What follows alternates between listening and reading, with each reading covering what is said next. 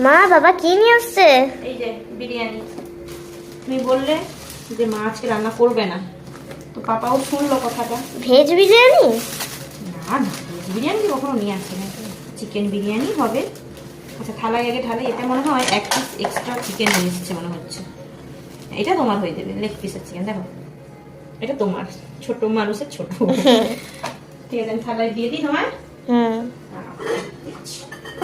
Wait,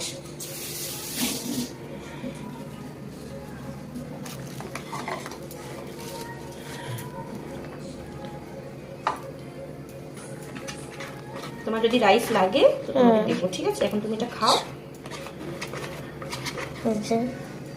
থাকো তো, খেতে বসবে যখন হাত তো।